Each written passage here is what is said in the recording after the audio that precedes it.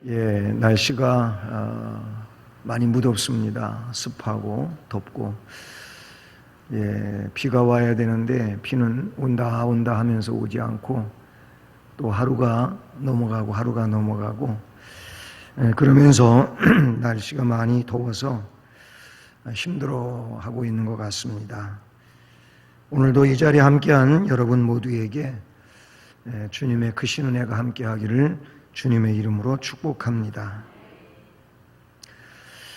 우리 성도들에게는 천국의 소망이 있습니다.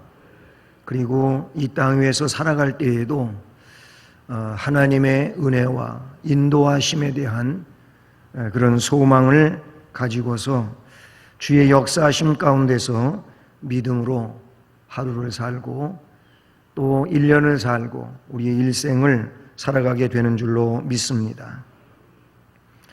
하늘의 소망을 가지고 살아가는 우리들에게 우리 주님은 이렇게 말씀을 하셨습니다. 이 세상과 어울려 살지 말고, 다시 말하면 그 속에 동화되거나 함몰되지 말고 오히려 세상을 정복하며 살아가라고 그렇게 주께서 말씀해 주셨습니다. 로마서 12장 2절에 우리 주님은 바울 사도를 통해서 이렇게 말씀하셨는데, 너희는 이 세대를 본받지 말고 오직 마음을 새롭게 함으로 변화를 받아. 그렇게 말씀하십니다. 이 세대를 본받지 말고 마음을 새롭게 함으로 변화를 받아서 하나님이 기뻐하시고 하나님이 선해하시고 기뻐하시고 온전하신 뜻, 그것을 분별하면서 살도록 해라. 그 말씀 속에서 우리는 본받지 말아야 할 것이고 세상의 것들이라고 말씀해 주셨고요. 오히려 그 속에서 마음이 새로워져야 되고 변화를 일으켜 분별하는 삶을 살아가야 되는 줄로 믿습니다. 오늘 말씀에는 이 요한 사도를 통해서 성도의 본분을 일깨워 주고 있음을 기억하게 됩니다. 성도의 본분을 일깨워 주면서 성도가 세상을 이길 수 있는 비결이 무엇인지를 가르쳐 주는데요. 우리는 세상을 이기며 살아야 되는 하나님 나라 백성인 줄로 믿습니다. 세상을 이기는 믿음의 근거, 그것은 곧 예수 그리스도에 대한 믿음이다. 본문에서 그렇게 말씀하십니다. 예수에 대해 증언하는데 물과 피로 임하셨다고 하고 있고, 또 역시 성령이 이 일을 증언하신다고 그렇게 말씀해 주고 계십니다. 여러분, 성도에게는 글쎄 무기라고 말한다면 이것저것이 무기가 될 수 있겠죠. 그런데 오늘 말씀의 근거에 보게 되면 무릇 하나님께로부터 난 자마다 세상을 이기느니라. 세상을 이기는 승리는 이것이니 우리의 믿음이니라. 예수께서 하나님의 아들이심을 믿는 자가 아니면 세상을 이기는 자가 누구냐 하면서 믿음에 대하여 이야기하고 있고, 그 믿음은 예수 그리스도를 하나님의 아들로 믿는 믿음이어야 될 것을 말씀해 주십니다.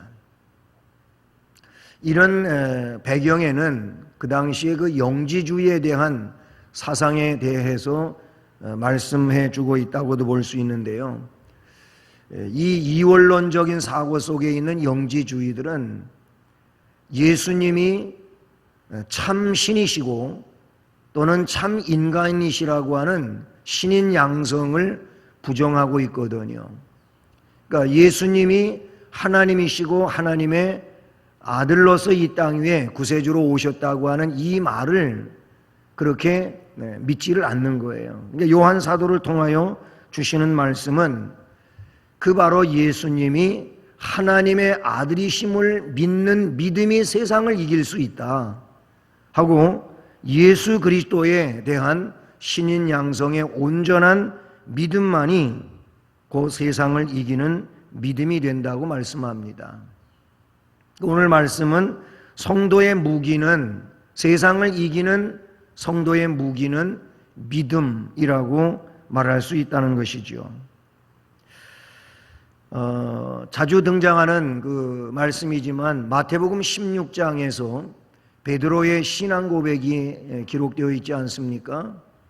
마태복음 16장 16절에 예수님께 베드로가 고백합니다. 주는 그리스도시요 살아계신 하나님의 아들이시니이다. 이렇게 말해요. 16절의 이 고백을 예수님은 복 있는 고백이라고 17절에서 말씀해 주고 있고, 그리고 18절에서 어떤 말씀을 주시느냐 하면은 너는 베드로라 그랬어요. 원래는 시몬이잖아요. 바요나 하고 그렇게 이야기해요. 요나의 아들 시몬아 하면서 네가 고백한 이 고백이 정말 위대한 고백이라고 말씀을 하셨고, 그래서 베드로라, 베드로는 아주 큰 바위를 의미하는 그런 거거든요. 반석이라 그런 뜻입니다. 너는 반석이다. 그러므로 내가 이 반석 위에 내 교회를 세우는데, 내가 세우는 이 신앙 고백 위에다가 세우는 나의 교회는 음부의 권세가 이기지 못한다. 아멘. 그런 말씀을 하고 계세요. 음부의 권세는 세상이지요. 사탄이 주장하고 있거나 지배하고 있는 이 세상이 음부인 것입니다. 물론 궁극적인 의미에서는 지옥의 권세라고도 말할 수 있겠지만은 결국 믿음을 해치는 이런 세상 권세, 이 세상 권세가 베드로가 고백한 이 신앙 고백과 같은 신앙 고백 안에서 이루어진 주님의 교회, 즉 이 교회 공동체, 그렇잖아요. 교회는 곧 신앙 고백을 하고 있는 예수 그리스도를 구세주로 믿고 하나님으로 믿고 한 이 고백의 단체가 교회란 말입니다. 교회는 에클레시아 그러잖아요. 이 에클레시아라고 하는 것은 무엇으로부터 불러냄을 받았다 그런 얘기예요. 결국 구별시켰다고 하는 그런 말씀인데 세상에서 빼냄을 받은 거예요. 건짐을 받은 거예요. 왜 그렇게 되었느냐 하면은 예수를 하나님으로, 예수를 구세주로 믿기 때문에 그 믿음을 갖고 있는 자들을 음부의 권세가 이기지 못하는 이런 공동체로 우리 주님이 그렇게 보호하시고 역사하시는 줄로 믿습니다. 여기서 중요한 건 뭐냐면 바로 신앙 고백인 겁니다. 그 신앙 고백은 다른 말로 이야기하면은 예수님에 대한 믿음인 것입니다. 그렇잖아요. 베드로가 주는 그리스도시요 살아계신 하나님의 아들이십니다. 그러니까 예수님을 누구로 인정했느냐 하는 것이죠. 이게 그의 신앙 고백인 거예요. 그래서 베드로와 같은 이 신앙 고백이 세상이 이기지 못하는 그런 신앙의 내용이 되고 또 우리 주님이 인정해 주시는 그런 믿음이 되는 줄로 믿습니다. 그래요. 성도가 세상을 이길 수 있는 유일한 무기가 있다면 그것은 믿음이에요. 여기서 말하고 있는 믿음은 예수님을 어떻게 고백하느냐 혹은 인정하느냐 그리고 따라가느냐 하는 내용이라고 볼 수 있는 것이죠. 그래서 오늘 말씀의 사도 요한은 세상 속에서 승리하는 믿음의 핵심을 성육신하신 예수 그리스도께서 하나님의 아들이심을 믿는 것이라고 그렇게 말씀해 주고 있는 것이죠. 무릇 하나님께로부터 난 자마다 세상을 이긴다. 세상을 이기는 승리는 이것이니 우리의 믿음이다. 그리고 예수께서 하나님의 아들이심을 믿는 자가 아니면 세상을 이기는 자가 누구겠느냐, 이렇게 말씀하고 있는 것이죠. 그러니까 인간의 몸을 입으신 예수, 나사렛 그 예수, 그 예수님이 곧 하나님의 아들이시라고, 또는 우리의 구세주, 즉 그리스도라고 믿는 그 믿음이 결국은 세상을 이기는 믿음, 세상에서 구원받은 믿음, 이런 믿음이 되는 것을 말씀해 주고 있는 것이죠. 그래서 이 믿음은 전능하신 하나님께서 자기의 그 영광을 버리고 이 에베소서에 있는 말씀처럼, 또는 빌립보서서에 있는 말씀처럼 인간을 구원하러 이 땅에 오신 하나님, 우리를 사랑하여 자신의 몸을 내어 주기까지 그렇게 구속의 역사를 담당해 주신 그 예수님을 믿는 믿음을 가리키는 겁니다. 이 믿음이 결국 성도의 세상을 이기는 무기가 되는 줄로 믿습니다. 그래요. 믿음으로 세상의 유혹을 물리칠 수 있다는 것이죠. 여러분, 예수님이 곧 구원의 통로이고 예수님이 바로 심판의 그 장본인이시고, 즉 심판주라 그런 얘기죠. 그래서 예수 그리스도를 구주로 믿음으로 결국은 승리자가 되고 하늘의 기업을 받고 우리가 영원한 영화를 누리는 그런 내용에 대하여 확신하고 있다면, 일시적이거나 아니면 유한한 이 세상의 문제 때문에 우리가 흔들거리지 않는다는 겁니다. 현대 사회를 살고 있으면서 현대 이 크리스천들 혹은 신앙인들에게 있어서 예시대와는 더 달리 유혹하는 이런 세상의 물질적인 문제, 아니면 세상의 그런 향락적인 문제, 좀 더 넓은 의미에서 이야기한다면은 우리를 신앙으로 보다 더 이렇게 정진시키지 못하고 안일하게 만들고 있는 그런 세상 문화적인 문제들, 이런 것들이 결국 우리를 유혹하고 있습니다. 그래서 그 유혹에 의해서 믿음이 변질되지요. 믿음의 농도가 떨어지게 되고, 그래서 세상에 혼합된 상태 속에서 자꾸자꾸 세상 물결에 그렇게 편승되어서 떠내려가는 듯한 이런 일들이 이 현대 마지막 시대에 펼쳐지고 있는 신앙의 모습이라는 거예요. 그런 예화라든지 글의 내용이 있듯이 사탄이 강력한 믿음을 이렇게 분쇄시키는 그런 일들이 어떤 것일까? 강경한 어떤 핍박의 내용이겠네요. 아니라는 거예요. 오히려 그냥 편안하게 내버려 두라는 거죠. 그것이 오히려 신앙의 변질이 빨리 되어지는 일이고 예수로부터 멀어지는 일이고, 그러면 그때 더 크게 유혹하고 하면 그는 넘어질 수밖에 없다라는 얘기입니다. 지금 이 시대가 어쩌면은 그런 시대인지도 모르겠습니다. 때문에 이런 시대 현상 속에서 그 모든 세상의 유혹을 물리칠 수 있는 내용이 뭐냐면 예수님에 대한 바른 인식, 예수님에 대한 바른 믿음, 즉 이 믿음이 있을 때 세상의 유혹을 물리칠 수 있게 된다는 사실인 겁니다.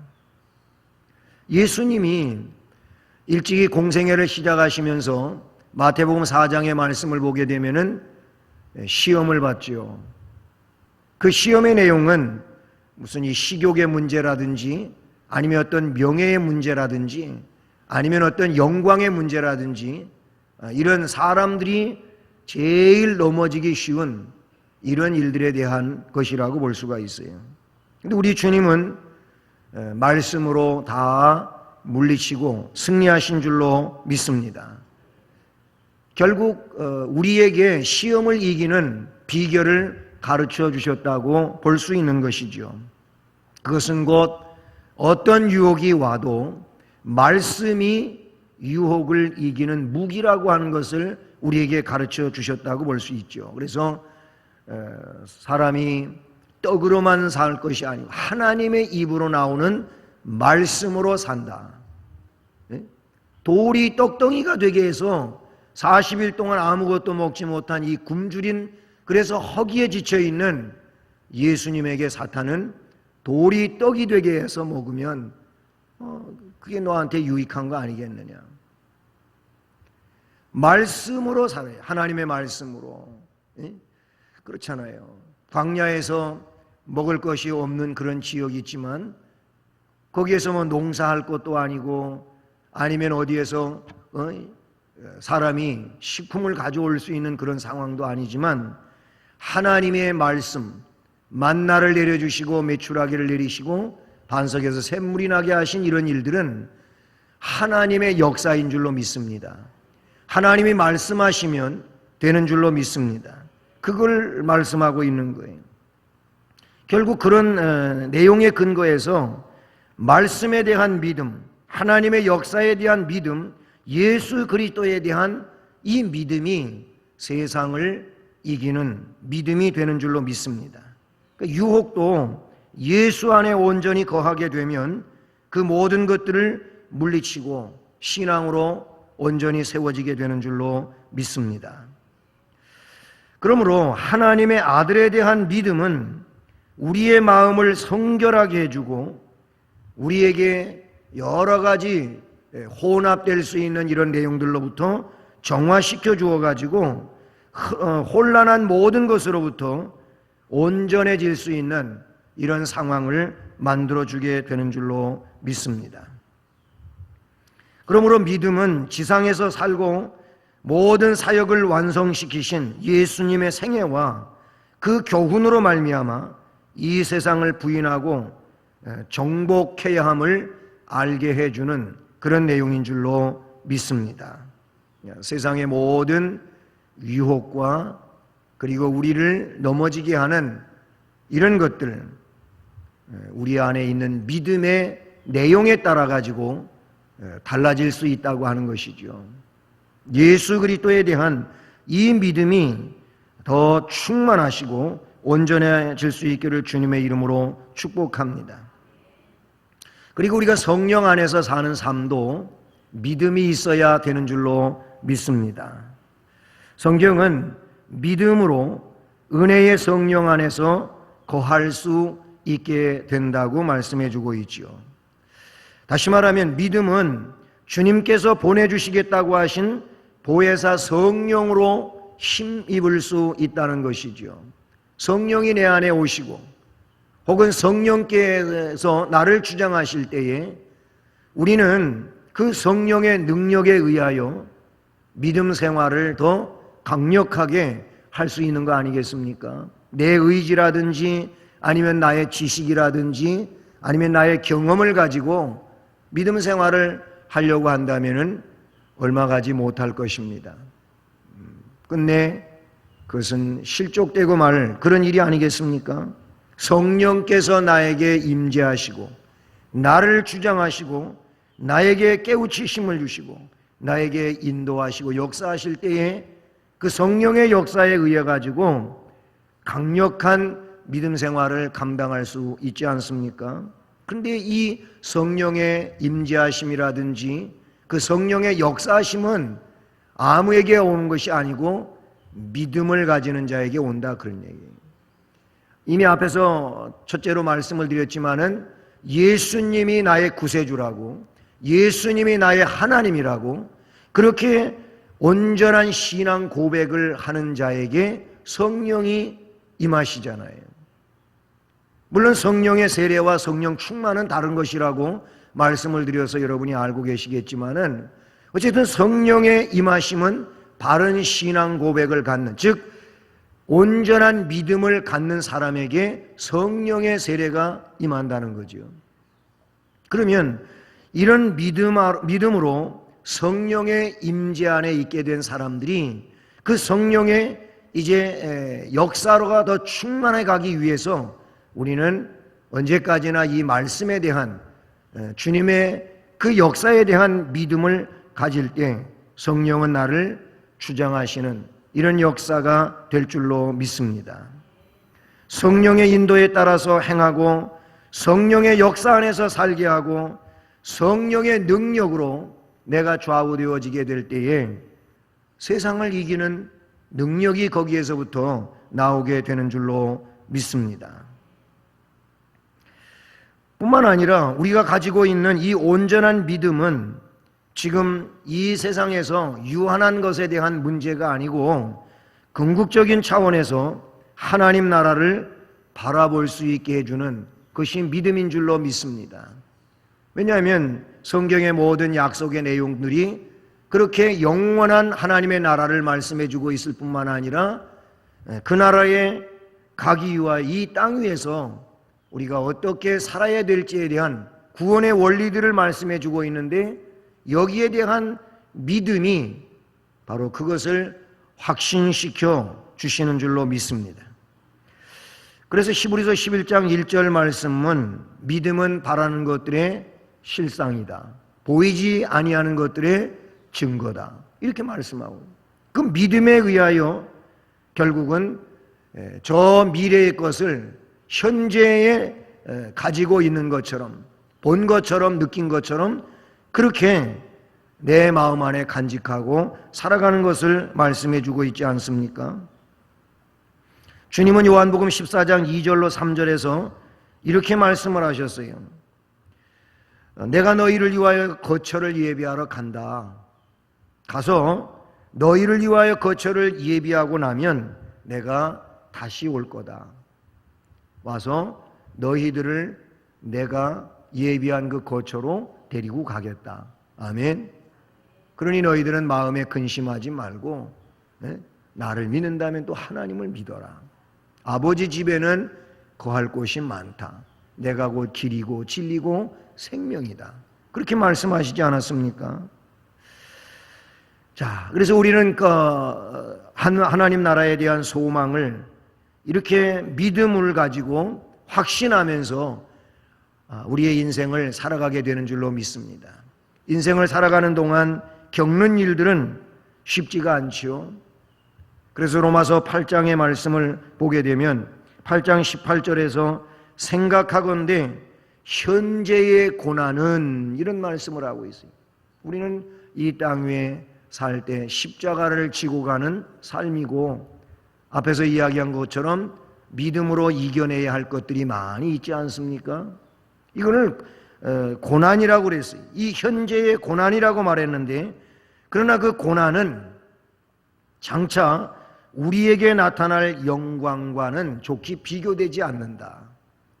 오히려 고난받은 것에 대하여 영광이라고 하는 것은 더 위대한 것이고 더 큰 것이고 더 대단한 것이라고 하는 것을 말씀을 해주고 있다는 사실이죠.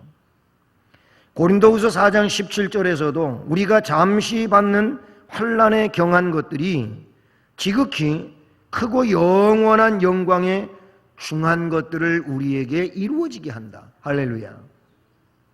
현재에 당면하고 있는, 그것도 잠시 받는 환난에 경한 것들, 더 경한 것이라고 하는 것은 중한, 큰 것들이 아니잖아요.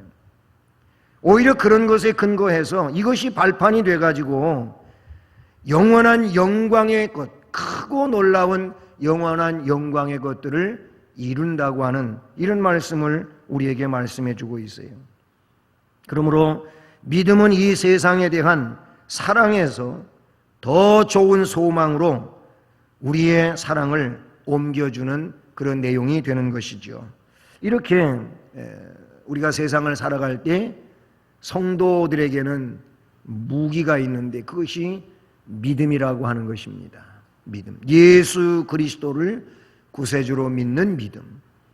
예수님이 곧 하나님의 아들이라고 그렇게 믿는 믿음. 아니, 그 예수님이 하나님이시라고 믿는 이 믿음이 이처럼 우리를 세상 속에서 이기게도 하고 유혹을 물리칠 수도 있게 하고 성령 안에서도 살아가게 하며 더 좋은 세계를 바라보면서 이 땅 위에서 오히려 담대한 믿음으로 평안하게 살아갈 수 있도록 그렇게 역사해 주시는 줄로 믿습니다. 자, 그러면 이 말씀에서 하나님께로부터 난 자마다 세상을 이기고 세상을 이기는 승리는 바로 이 믿음인데, 예수님께서 하나님의 아들이심을 믿는 자가 곧 세상을 이기는 믿음을 가진 자라고 말씀해 주고 있어요. 근데 그 예수님은 6절, 7절, 8절에 보면 물과 피로 임하셨다. 곧 예수 그리스도시라. 물로만 아니라 물과 피로 임하셨고 증언하는 이는 성령이시니 성령은 진리니라. 증언하는 이가 셋인데 성령과 물과 피라. 또한 이 셋은 합하여 하나이니라.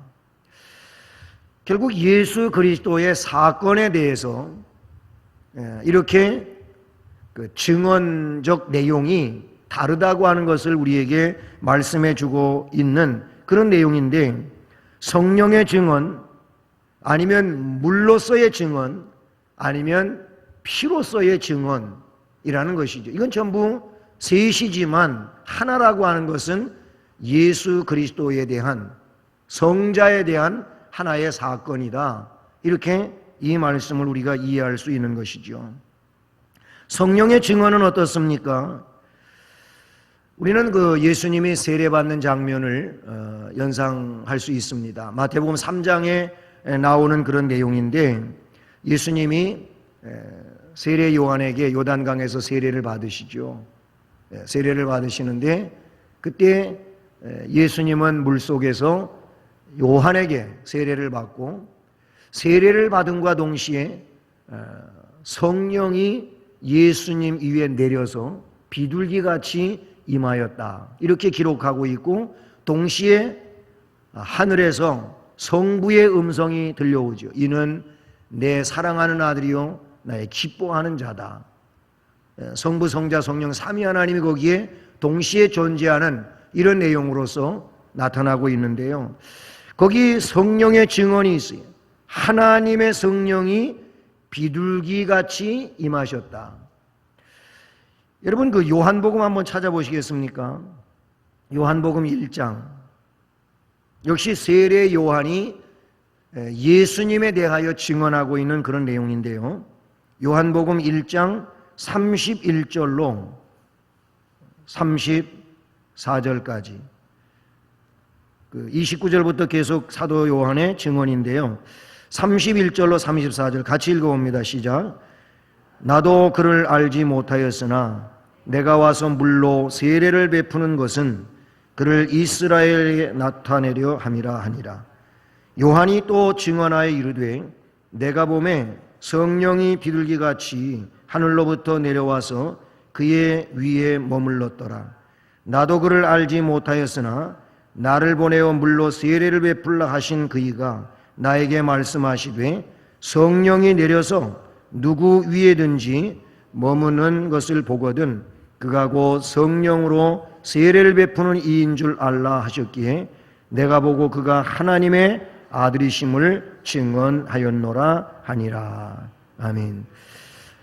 자, 요한이 아까 마태복음 3장에 예수님에게 물로 세례를 베풀 때 성령이 내려오셨다 그랬어요. 비둘기같이 임하셨다 그랬어요.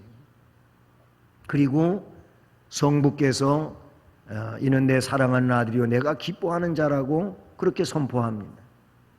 요한은 그의 내용을 요한복음에서 내가 와가지고 물로 세례를 베푸는 것은 그를 이스라엘에게 나타내려고 하는 것이다. 나도 그를 알지 못했었는데 내가 와서 물로 세례를 베푸는 것은 그를 이스라엘에게 나타내는 거라. 요한이 또 증언하여 이르되 내가 보매 성령이 비둘기같이 하늘로부터 내려와서 그 위에 머물렀더라. 나도 그를 알지 못하였으나 나를 보내어 물로 세례를 베풀라 하시니가 나에게 말씀하셨는데 성령이 내려서 누구 위에든지 머무는 것을 보거든 그가 곧 성령으로 세례를 베푸는 이인 줄 알라 하셨기에 성령의 임하심에 대한 말씀을 여기 말하고 있다 그 얘기예요. 그러니까 성령의 증언, 성령이 예수를 증언하고 있는 것이고 그 예수님이 하나님인 것을 증언하고 있다는 내용이죠. 사도행전에는 이런 내용이 더 많이 등장합니다. 세례 사건과 같은 내용이라는 것이 아니고 실제적으로 성령이 사도들에게 강림하시잖아요. 오순절 마가의 다락방에 성령이 임하실 때 사도행전 2장 4절에서 성령이 증언하셨다고 하는 내용이 나와요. 그 다음에 4장 31절에서 환난을 겪고 있는 사도들이 바로 성령이 충만해가지고 증언하는 내용이 나옵니다. 이 성령의 역사에 의해 가지고 증언하는 내용들이 전부 뭐냐면 예수 그리스도를 증언한다는 거죠. 그것은 6장 8절에도 6장 10절에도 7장 55절에도 나오는데 이 7장 55절의 내용은 스데반 집사님이 순교를 당하면서 돌에 맞아 죽으면서까지 그 죽기 직전의 상황에서 거기 스데반 집사가 성령이 충만하여 그런 말이에요. 성령 충만해가지고 그가 하나님 보좌를 보면서 증언하는 내용이 나온다는 거예요. 결국은 성령 충만한 스데반이 하나님 보좌를 증언하고 그리고 자신을 구원하신 예수 그리스도를 증언하고 하는 내용이 이 사도행전 7장 전체에 걸쳐서 그렇게 기록되어지고 있는 것을 보게 되죠. 성령의 증언, 예수 그리스도이십니다. 성령의 사람은 예수 그리스도를 증언하는 줄로 믿습니다. 그 다음에 이 말씀에 보게 되면 오늘 본문 다시 돌아와 가지고 물이라고 하는 증언에 대한 것이 나옵니다. 물과 피로 임하신 이니 예수 그리스도시라. 물로만 아니라 물과 피로 임하셨다. 증언하는 이는 셋인데 성령과 물과 피라 그랬어요. 물은 여러 가지로 또 설명할 수 있겠지만은 이 말씀의 가장 큰 부분은 세례를 의미하는 그런 내용이라고 볼 수 있어요. 예수님은 마태복음 28장 마지막 부분에서 세례를 베풀 것을 말씀하시죠. 아버지와 아들과 성령의 이름으로 세례를 베풀라. 그리고 내가 분부한 모든 것을 가르쳐서 지키게 하라. 내가 세상 끝날까지 너희와 항상 함께 있으리라. 이런 말씀을 하시는데 세례는 어떤 걸 말합니까? 예수님을 말하는 거예요, 사실은. 예수님, 어떤 예수님을 말합니까? 날 위해서 죽으시고 날 위해서 생명으로 다시 부활하신 예수 그리스도를 말하는 것이 세례인 것이죠. 그렇기 때문에 날 위해서 죽으셨다고 하는 것은 세례를 받음과 동시에 예수님하고 연합되는 것인데 세례는 누가 받는 겁니까? 예수님이 하나님이시다. 예수님이 나의 구세주라고 그렇게 고백하는 자에게 세례를 베푼단 말이죠. 그러면 그 사람은 예수님과 함께 죽은 자가 되는 거예요. 죄의 사람, 멸망의 사람, 영벌을 받을 수밖에 없는 이 멸망의 사람은 예수님이 대신 담당해 주신 죽음 속에서 같이 죽은 거예요. 아멘. 동시에 그 예수님을 구세주로 믿기 때문에 옛사람, 멸망의 사람은 죽었지만 이제 예수님과 더불어서 영생의 부활의 사람으로, 생명의 사람으로 살아난 줄로 믿습니다. 이게 세례의 의미가. 그러니까 세례는 우리는 약식 세례를 주어서 그냥 표시를 하는 거죠. 의미를 부여하는 거잖아요. 집례자가 물을 가지고 그의 머리 위에 묻히는 겁니다. 조금의 물을 그 머리 위에다가 이렇게 얹는 거잖아요. 그래서 사람의 신체 부위의 가장 윗부분이 머리잖아요. 그러면 이 의미는 뭐냐면 이 사람은 물 속에 잠겼다 그런 뜻이에요. 물 속에 잠기는 거를 이 베프티스트, 세례, 침례라고 하죠. 침례를 베푸는 이런 교단들이 있는데 그게 물속에 잠겨서 물속에 집어넣었다 꺼내는 거잖아요. 우리는 약식세로 물속에 들어갔다 나왔다 같은 의미를 부여하는 그런 내용이라고 볼 수 있는 거죠. 뭐 침례하는 게 더 약식세례를 베푸는 것보다 나은 거 아니냐? 그래서 그렇지는 않아요.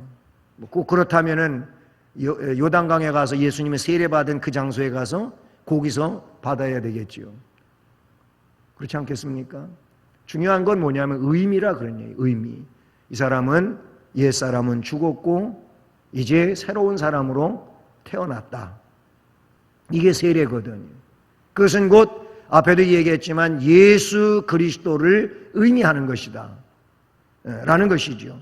그래서 물의 증언이라고 하는 것은 세례의 증언인데, 세례의 증언은 뭐냐면 이제는 죽고 멸망의 사람은 죽고 영생의 사람으로 예수님 때문에 만들어졌다, 태어났다, 이 내용을 말하고 있는 것이죠. 그 다음에 하나의 또 증언은 뭐냐면 피요, 피인데 말씀해 보니까 증언하는 이가 셋인데 성령과 물과 피라 그랬어요. 뭐 피는 두말할 것 없이 뭐겠습니까? 십자가예요. 십자가. 예수님의 죽음, 십자가입니다. 십자가. 여러분, 이 십자가에 못 박혀 피 흘리었습니다. 물과 피를 아낌없이 쏟아 부으셨습니다. 그 십자가로, 그 피 흘림으로 이제 하나님과 우리 사이에 죄의 문제가 있었는데 이 죄의 문제를 다 청산하셨다고 성경은 말씀해 주고 있습니다. 에베소서 말씀 한번 찾아보실까요? 에베소서 2장. 에베소서 2장 전체가 아주 중요한 말씀들인데 2장 12절부터 16절까지만 12절로 16절 같이 읽습니다. 시작. 그때에 너희는 그리스도 밖에 있었고 이스라엘 나라 밖에 사람이라 약속의 언약들에 대하여는 외인이요 세상에서 소망이 없고 하나님도 없는 자이더니 이제는 전에 멀리 있던 너희가 그리스도 예수 안에서 그리스도의 피로 가까워졌느니라. 그는 우리의 화평이신지라 둘로 하나를 만드사 원수된 것 곧 중간에 막힌 담을 자기 육체로 허시고 법조문으로 된 계명의 율법을 폐하셨으니 이는 이 둘로 자기 안에서 한 세 사람을 지어 화평하게 하시고 또 십자가로 이 둘을 한 몸으로 하나님과 화목하게 하려 하심이라. 원수된 것을 십자가로 소멸하시고. 아멘. 계속 이어져 내려가는 말씀인데요. 그렇기 때문에 이 예수님의 피 때문에 이제 손님이었던 너희들이, 나그네와 같은 너희들이, 이방인과 같은 너희들이 이제는 권속 가족이 되었다. 하나님의 가족이 되었다는 거예요. 그 나라의 이제는 주인이 되었다고 하는 것을 말씀을 해주고 있는 내용이 에베소 2장에 쭉 펼쳐져 가고 있습니다. 우리가 읽은 그 말씀에도 보면은 우리가 그런 사람들이 그리스도 밖에 있었다, 이스라엘 나라 밖에 사람이었다, 약속의 언약들에 대한 외인이었다, 세상에서는 소망도 없고 하나님도 없는 자, 멸망의 사람이잖아요. 이런 우리를 그리스도의 피로 가까워지게 했다. 할렐루야. 둘로 하나를 만들었다. 뭘로? 십자가로 그렇게 하셨다고 말씀해 주고 있는 것이죠. 그러니까 이 피는 십자가를 말하고 이 십자가는 곧 예수님의 결정적인 구속의 증거적 내용이지 않습니까? 결국 물과 피 혹은 성령의 증언, 예수 그리스도를 증언하는 것인데, 그래서 예수 그리스도를 하나님으로, 하나님의 아들로, 우리의 구세주로 믿는 믿음이 세상을 이기고 영생의 그 복을 허락받는 이런 내용이 되는 줄로 믿습니다. 이 믿음이 온전한 믿음이 되어질 때에 우리가 진정한 승리고 하나님의 그 영원한 축복의 반열에서 은혜를 누리는 심령이 될 줄로 믿습니다. 이 믿음으로 앞을 살아가며 이 세상을 이기는 승리자들로 더 강하게 세워지기를 주님의 이름으로 축복합니다.